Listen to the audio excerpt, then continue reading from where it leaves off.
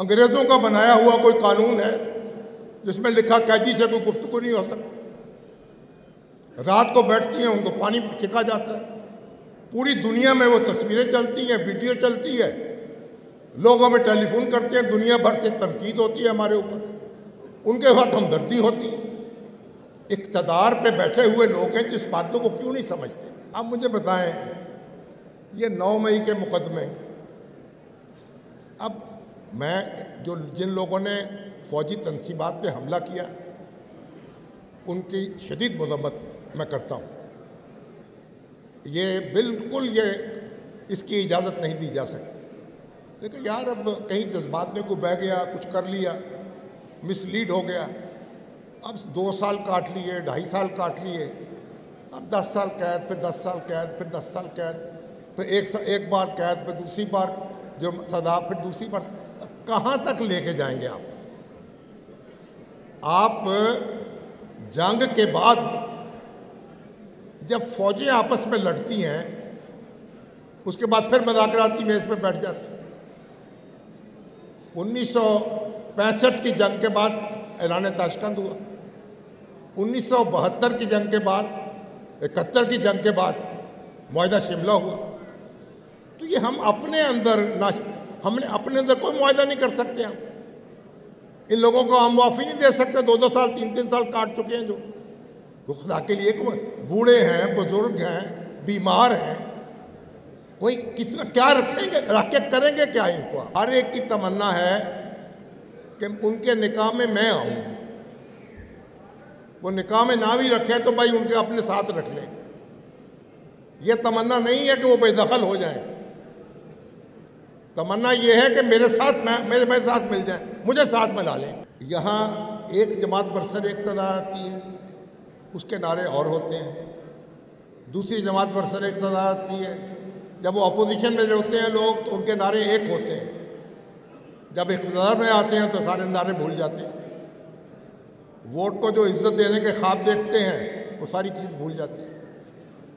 تو یہ ہمارے جو اہل سیاست ہیں ان سے بستہ گزارش ہے کہ خدا کے لیے ایک دوسرے کو جینے کا موقع دیں، ایک دوسرے کو جینے کا حق دیں، ایک دوسرے کو زندہ رہنے دیں، ایک دوسرے کے ساتھ ہاتھ ملائیں، آپس میں بیٹھیں.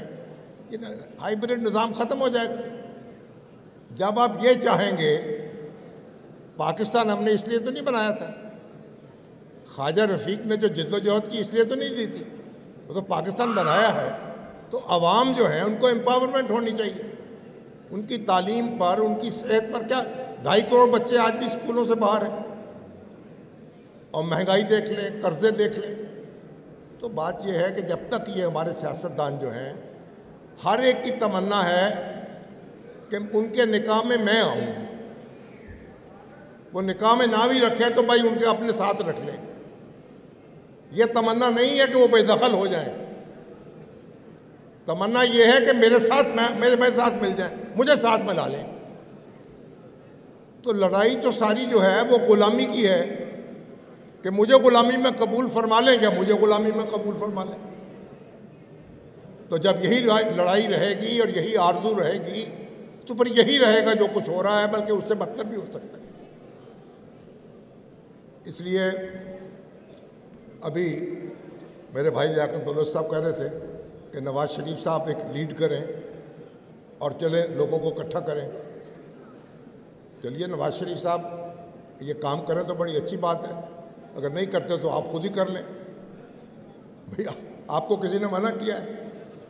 ہمارے علماء کرام ہیں، ہمارے سول سوسائٹی کے لوگ ہیں، ہمارے سیاستدان ہیں، بھی اکٹھے ہو جائیں، کوئی چلیں. یہ کیا قصہ کیا ہے؟ اب مجھے بتائیں، یہ 9 مئی کے مقدمے، اب میں جن لوگوں نے فوجی تنصیبات پہ حملہ کیا ان کی شدید مذمت میں کرتا ہوں. یہ بالکل اس کی اجازت نہیں دی جا سکتی. لیکن یار اب کہیں جذبات میں کوئی بہہ گیا، کچھ کر لیا، مس لیڈ ہو گیا، اب 2 سال کاٹ لیے، 2.5 سال کاٹ لیے، اب 10 سال قید، پھر 10 سال قید، پھر 10 سال قید، پھر ایک بار قید، پھر دوسری بار جو سزا، پھر دوسری بار. کہاں تک لے کے جائیں گے آپ؟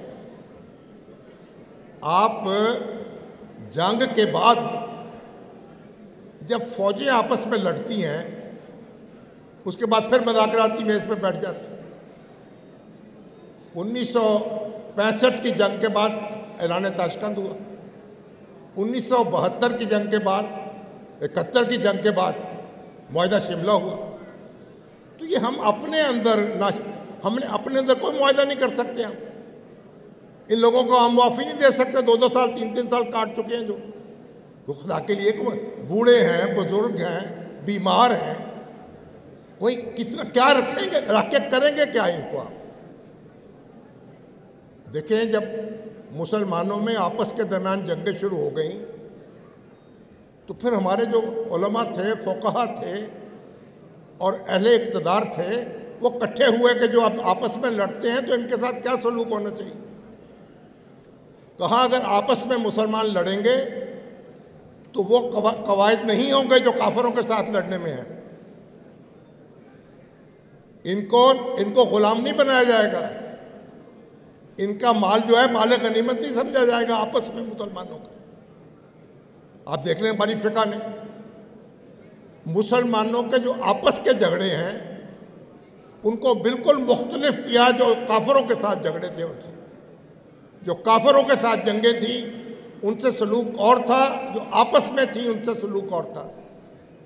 تو ہم یہ دن رات ہم کریں گے آخر کیا؟ یہ ان لوگوں کو رانا صاحب دلائل تو بہت دیے جا سکتے ہیں، آپ بھی وکیل ہیں، ایک طرف سے بھی دلائل دے سکتے ہیں، دوسری طرف سے بھئی یہ لوگ اتنی بڑی تعداد میں آپ جیلوں میں رکھ کے مظاہرے کر لیے، جھک مار لی انہوں نے، آپ کوئی تھوڑا اس پہ رحم کر دیں، ان کو موقع دے دیں اپنے معاملے کو درست کرنے کا۔ کوئی قومیں جو ہیں ان کو درگزر سے بھی کام لینا پڑتا ہے، کوئی رحم دلی سے بھی کام لینا پڑتا ہے۔ اور یہ ہمارے یہاں کیا مقدمے ہیں، ہمارے معلوم ہوتا ہے پاکستان جو ہے اس کا ہر دنیا میں ہم نے میسج کیا دیا ہے کہ جو بدترین آدمی ہوتا ہے، جو چور ڈاکو چکا، وہ وزیر اعظم بن جاتا ہے۔ ہر وزیر اعظم جو ہے اس پہ جو مقدمے قائم ہوئے ہیں معلوم ہوتا ہے یہ بستہ الف کا بدماش تھا، اور جب ختم ہوتے ہیں تو معلوم ہوتا ہے ولی اللہ بن گیا۔ تو یہ تماشے ہم کب تک لگاتے رہیں گے؟ اور پاکستان جو ہے اس میں کوئی طاقت پکڑ لے گا؟ آج ہم پہ لازم ہے ہم تھوڑا سا اوپر اٹھ کے دیکھیں، یہ اقتدار کی سیاست سے ذرا اوپر اٹھ کر دیکھیں۔ اب وہ ایک عمران خان صاحب کی بہنیں ہیں، وہ ان کو ملنے جاتی ہیں، وہ کہتے ہیں ملنے نہیں دینا۔ انگریزوں کا بنایا ہوا کوئی قانون ہے جس میں لکھا قیدی سے کوئی گفتگو نہیں ہو سکتی۔ رات کو بیٹھتی ہیں، ان کو پانی چھکا جاتا ہے، پوری دنیا میں وہ تصویریں چلتی ہیں، ویڈیو چلتی ہے، لوگ ہمیں ٹیلی فون کرتے ہیں، دنیا بھر سے تنقید ہوتی ہے ہمارے اوپر، ان کے ساتھ ہمدردی ہوتی ہے۔ اقتدار پہ بیٹھے ہوئے لوگ ہیں جس باتوں کو کیوں نہیں سمجھتے؟ بھائی کوئی آپ نفسیات، کوئی محبت سے کوئی تھوڑا غور کرے نا۔ جتنا بھی آپ کسی کو دبائیں گے، رانا صاحب اگر دبانے سے دبتے تو آپ تو آج تک جیل میں ہوتے، خواجہ سعد الفیق بھی جیل میں ہوتے۔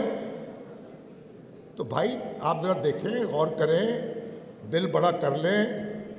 یہ پاکستان جو ہے ہم جس کو زیادہ عزیز ہے اس کو زیادہ بڑی قربانی دینی چاہیے۔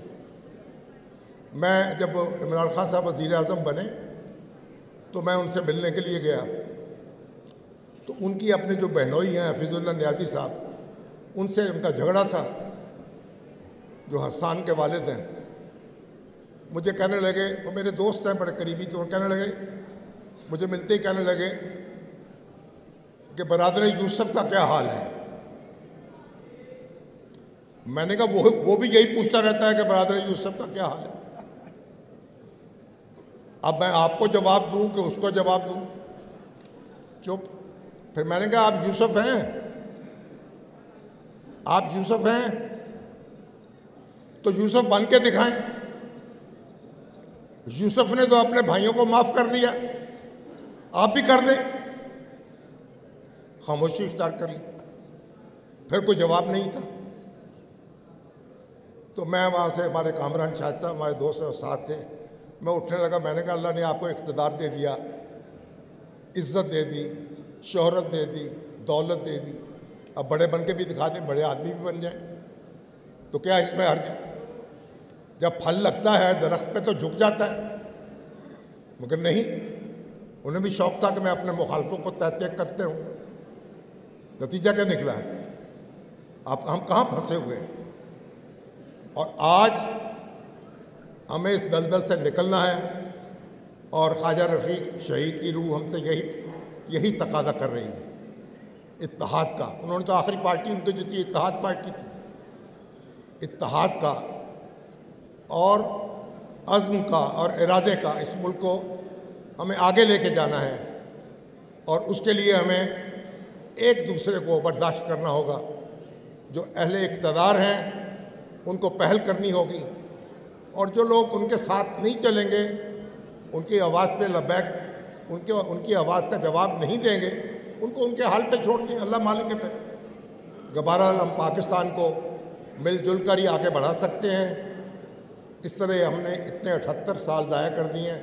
78 سال میں میرا خیال 50-60 سال تو ہم آپس میں جھگڑتے رہے ہیں، اور اقتدار کے اور جتھے بنا کے اختلاف والے کہتے ہیں ہم اقتدار نہیں کرنے دیں گے، اور اقتدار والے کہتے ہیں کہ ہم ان کو جینے نہیں دیں گے. اور نتیجہ یہ ہے کہ پھر اب یہ جو بھی نظام ہمارے پاس ہے، غنیمت ہے جو بھی ہے، اب ہائی بریڈ ہے، اس پہ گزارا کرنا پڑے گا. پھر اس سے نجات تو ہو نہیں سکتی جب تک ہم متحد نہیں ہوں گے، اپنی سپیس واپس نہیں لیں گے. اس وقت تک پاکستان میں نہ آئین کی بالادستی ہوگی، نہ قانون کی حاکمیت ہوگی.